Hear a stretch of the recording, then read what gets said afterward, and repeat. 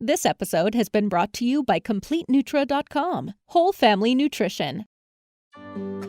Welcome to the Healthy and Family Show. Each episode features interviews with doctors, experts, and real moms, revealing their secrets on how to keep you and your whole family holistically healthy. Your host is David A. Stone, award-winning movie producer, Amazon best-selling author, certified moringa grower, and founder of CompleteNutra.com, Whole Family Nutrition, which is committed to providing the highest quality, science-backed, non-GMO, all-natural nutritional supplements to keep your whole family healthy. Here's David. Hey, what's going on, everybody? My name is David A. Stone, and welcome to another exciting episode of the Healthy and Family Show. This is episode 3, and if you're watching or listening to this episode, then you believe that the health and wellness of your family should be top priority, but maybe you're a little bit confused with all the conflicting health advice out there. So the goal of this show is to eliminate the confusion and bring to you doctors, experts, and real moms that have the tips, tricks, and tactics that you can implement in your own life to make you and your whole family holistically healthy. And that's the whole point of this show. And so I really hope you get a ton of value out of this episode, because I have Dr. Jessie Keener on the show today, and she's all three. She's a doctor, she's an expert, and she's a mom. I got a really nice video feed coming here from in my little small studio that I have, but as I connect through Skype, sometimes the video and the audio quality is not nearly as good as I hoped it would be. So I'm going to be addressing that moving forward in the next interviews. But today we have some excellent information that I'm really excited to share with you from Dr. Jessie Keener. And this is how to stay physically healthy. We're going to be talking about her keys to longevity, and we're going to talk a little bit about the nutrachallenge and what we should be doing every single day, and how we should think about taking supplements, getting daily exercise, and breathing. It's a very important piece of the picture. And what cortisol does, and how you need to have some passions in your path in order for us to really want to get healthy. So we got to find a why and a reason to get healthy. That's a really important piece of the picture. So I'm very excited to introduce Dr. Jessie for this episode today. Take it easy on the video quality on this one.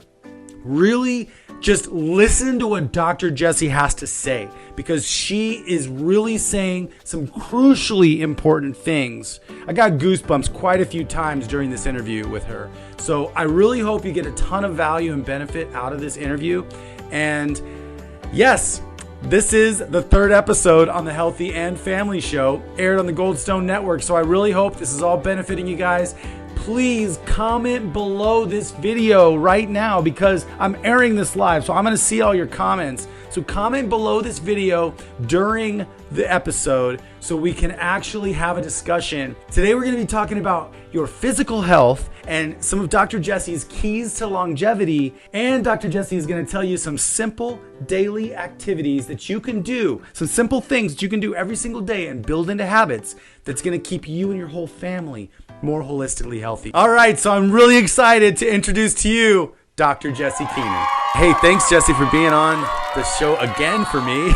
Yeah, it's my pleasure, Dave. It's so much fun when we get together. It really is. So today we're actually going to be talking specifically, let's really focus in on physical health and some simple daily activities that people can take away and start doing just to increase their longevity, and maybe kind of start dialing into what are your, if you have any keys to longevity.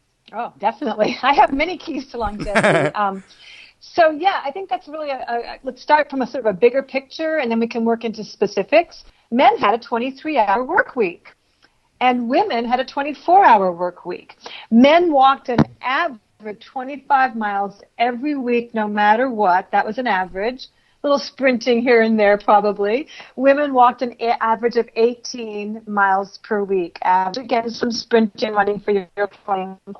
So that tells us a lot right there. That's how we evolved. That's the basic backdrop that's going to sustain life.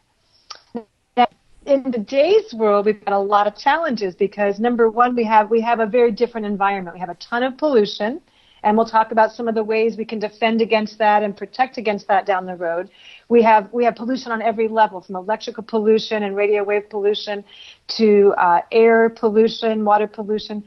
But still, in today's world, what we found is that people that have more balance tend to have more health. So what does that really mean? So let's back up to this backdrop of the Homo sapiens lifestyle. And we realize, wow, okay, 100% of their work life was integrated into their exercise. In other words, they didn't exercise for no reason, Dave. Oh, they yeah. exercised because they had to carry the water jugs to the river, scoop up the water, carry it back to their little cave or hut. You had to get out on the grounds and look for the wildlife and hunt. You had to get to the berries. So everything was integrated. Does that make sense? Yeah, they weren't just going to the gym and looking at themselves in the mirror. They were actually working. Right, because if you wanted to live, you were going to be walking those 25 miles, and you were going to be hunting during that time. So that's really the key here, is we have to start thinking differently, because what our society has done, and we could look at it as a giant experiment that we need to learn from, is we've separated all these things out. You go to a workplace where, for most people, you're going to sit around, maybe on a headset answering calls at a call center, maybe on the phone or on a Skype call with a client, but there's going to be a lot of sedentary living. That's to get the money. See how separate this gets? So that we can then go to the store and buy the food. Now, one thing I love pointing out right about here is the early Homo sapiens hunting-gathering folks had a lot of free time. If you maxed out your week at 23 hours of work, well, what were you doing with the rest of that time? There was no TV. So that's why things got invented. That's why progress was made, because you could lie there for hours watching the clouds and thinking about how that cloud reminded you of the one that got away on your hunt, and all of a sudden an idea might drop in. Oh, there's a different way you could behave. So we had tons of free time. We were grounded in nature, which helped our brains and our bodies stay well. So fast forward to today, we have a lot of television hours going down, which actually thwarts the brain's progress and development. And we have all our little modalities of life, instead of being completely and perfectly integrated, they're all separate. Wow. So it really does create for a lot of challenges. When you add the whole picture up, you can see why advanced countries like America, as an example, have some of the worst health, if not the worst health on the planet, right? Because we've gone to all these compartmentalized ways of being. And that is a perfect segue into even how our American Medical Association started, and how separate from what really was a value that whole movement was. So we fast forward to today. Now, here we are, 2020. You and I are talking in the middle of a global pandemic, actually. So here's what I've learned in the 40 years that I've been a student of health, someone who then got a degree and started championing and coaching people in health. So we have to keep the bodies moving. Bodies need rest, but bodies need movement. Bodies don't need to be sitting at desks for 12 hours a day, 8 hours a day. We have to keep moving. We have to have food that's clean, and that means really clean, because in today's world our food has been weaponized. And if you study, which I have, how certain pesticides and how, say, glyphosate reacts in our livers, failing to observe that whole phenomena, we're going to die very, very rapidly. So there's a whole lot to navigate, and that's why I'm really happy that you personally are taking on this realm, because as you're learning, it's so rich, there's so much to it, the rewards are phenomenal. And yet, the challenge really is, how do you make it work in today's life? And I think the other key is the three kinds of ideas: good ideas, bad ideas, and golden ideas. We really want to make sure we're not only serving others, or we're not only serving ourselves. Both only serving others and only serving yourself can still be good ideas. They're never golden ideas. And a bad idea, obviously, is not serving anybody. But a golden idea is something that, if you can actually start thinking about, how am I going to serve others with what I'm going to be doing? It's kind of like working, doing your physical job, which includes working out, includes your labor. If we can start building, what are we going to do based around how are we going to serve, it's going to change the whole structure of the game. that It is. success perfectly fine. That makes succeeding big incredible. And that's why it gives you a little more passion for something when you can stick through the hard parts and push through the walls, because yes, it's going to serve me, and yes, it's going to serve others. Yes, it's going to serve me, and yes, it's going to serve others. And it's got to do both, because it's not sustainable if it doesn't do both. I don't think the body will be healthy unless it's both. Yeah. So I've had a very distinct approach with that for a very long time. So the body is actually designed to be a communal instrument. Each body is designed to be a communal instrument. Think a band, think an orchestra. Yes. Every horn or flute, it's all a little different sounding, but they're all required to make that song. So so the good news about what you said is we're already programmed and wired underneath it all for serving our community. That's how we evolved. That is actually why we survived. We developed relational skills. We developed cooperation skills. We developed all the skills. So my bold statement is a body will not stay well if its owner occupant isn't being of service to others. So big distinction here. We are not our bodies, and our bodies aren't us. We occupy our bodies, and our bodies host us.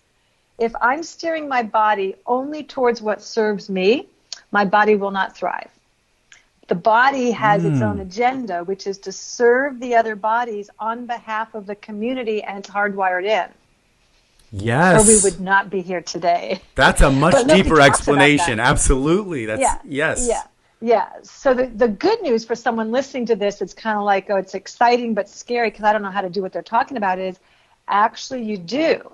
But it will take slowing down. Yes. It will take turning the TV off. It will take unplugging from the news. It will take moving your body maybe more than you're used to. It will take upgrading how you eat and what you eat so your digestion clears and your brain goes, oh, now I see. Mm-hmm. But the reality is we're all wired for it. So whether your contribution is a beautiful painting or whether your contribution is cooking for 100 people, it doesn't really matter. The body has that agenda, and it won't be satisfied until that agenda is fulfilled. Mm-hmm. Even if it's just serving one person, that's okay too. It's like, it doesn't have to be millions of people. It can be one or it can be 1,000. It doesn't. The body doesn't care. Yes. But the body is wired for that. So yes. I would actually say that if a body doesn't get that opportunity, it will start dying. It needs that. To thrive, it needs the opportunity. Bodies can't be well absent community. They can be lacking diseases and look okay, but they can't really be well. They can't really thrive absent community. And that's one other thing that I really feel strong about what you're creating here, Dave, is you're creating a community. Yes, it's virtual. No, we don't get the physical hug at the end, but it is a virtual community, and not yet. And we're that's required. So people need community. Yes, our workplaces are not community. Many families don't have that same communitarian approach to things. So to create a safe space for people to be and to fall down and pick themselves up and eat the weed and then not eat the weed. I mean, all the stuff that you've created as a sort of a holding place for this is really important. But I think if we just are looking at this for serving ourselves, we'll be disappointed with the outcome because the body guaranteed this part. Your body is guaranteed lined up to serve others. Yeah. And even like you said, even if it's just one other, even if it's just your child at that time in your life, or a lot of people think they're not doing much, but they volunteer once a week somewhere, or they write birthday cards by hand to all of their grandchildren. All of those things matter. Yeah. When I was only serving myself, when I was younger, I didn't really think a lot about the service to others aspect. I didn't think about that really at all when I was making a lot of money in real estate. But the funny thing was, when you are serving only yourself, it can go very financially well sometimes, and other people are patting you on the back and telling you how awesome you are and how great you're doing, and it feels really good. And so that gets a little bit addictive. But then at the top of something like that, which happened to me in real estate, it is so empty. It's like, why am I even doing this? I'm people are telling me how awesome I am, but it's like, what do I really want? Why am I even doing this? And hopefully that question is really getting asked right now, because that's where people, we got to get to that question. Who am I? What was I designed to do? And it's unique. It's something that's unique. It's even identical twins have different fingerprints. So everybody's thing, it doesn't have to look like anybody else's thing. It's something that's given to you, and you got to go find, we have to find our own inside ourselves. Yes. And if we're busy worrying, and if we're busy, being addicted to quasi-food products, excessive sugars, etc. If we're over there distracted, we're not even going to know it's missing, Dave, to be honest. But the ones that sense something's missing, those are the ones that we're really doing this for. I've been serving others in this field for 35 years straight. 35 years straight serving others. Never once did I thought I knew it all. Never once have I been bored. It always has a backdrop for me of me needing to become a better person. And I'm not even hard on myself. I just realized that there's no way I can continue to serve others more and more without evolving myself. Oh, absolutely. So sociologists did an experiment about 25 years ago with people way at the end of their lives. So these are the 95-year-olds and the 97-year-olds. And they said, if you could go back and do anything differently, what would you have done differently?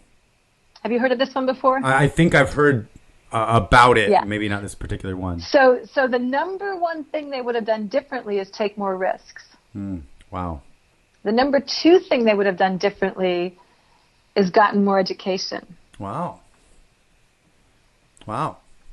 That's amazing. So to many that are listening to this conversation, it may feel very risky to ask questions like Dave is posing, like who am I here? What am I here for? Who am I? Why am I here? Where am I going with this? That may feel very risky. It did for me initially. But the reality is we're in the age of education. So the option to couple those two together and take the risk of just asking the question, you don't have to have the answer. Just provoke the question and then use the fact that we can get more education. We can take a step and it's the wrong step. Okay, let me get some more education. And I do understand that you're right. It is fearful a little bit sometimes to really get deep and ask yourself the questions. But it's respectful to yourself. And it is work. It is a little bit of work. It's important for you to understand that giving yourself the time of day is just as important as giving someone else the time of day. Yeah. I mean, at the end of your life, because we're all going to have one. We're all going to have an end of our life. And the way I look at it is much more like the Tibetan Book of the Dead, which is I want to live my life in a way that if I was going right now, I could say, and I went out on a great note. That every moment I want to not be hard on myself that way, but kind of have that as the backdrop. Like, am I living up to myself? Am I fulfilling my life for myself and for others? Am I fulfilling what my higher power, wants for me? Right. So that never gets old or boring, Dave, ever. No, it doesn't. That's why it's so cool. So when you look at these pillars of health that you talk about, I would also say that these pillars of health have to really connect into others, service with others, and service for life itself. Yes. So what do I mean by service for life itself? I mean that life is always evolving. Life is always becoming. Just like nature is now rejuvenating herself because in the pandemic things have stopped, there's much less pollution. So life is always moving into higher orders of integration. And actually that's what Goldstone Network is, People, Planet, Future. It's really important that we think about each other, we think about the planet, and we think about our future. Thank you so much. This has been a great conversation, and I want to do another conversation with you specifically because you're an expert in breathing or brain training is what you call it, and I really want to expose people to what that looks like too. So I look forward if we could do something on breathing work and brain training. I think that'd be awesome. I would love that. Cool. Awesome. I would love that. I think that would fill up the show very nicely, Dave. Cool. Thank you for joining us for the Healthy and Family Show. Visit our website at healthyandfamily.com. That's healthyandfamily.com to see what all the other doctors, experts, and real moms have to say about keeping your whole family healthy. This episode has been brought to you by CompleteNutro.com, Whole Family Nutrition, and aired on the Goldstone Network. People, Planet, Future.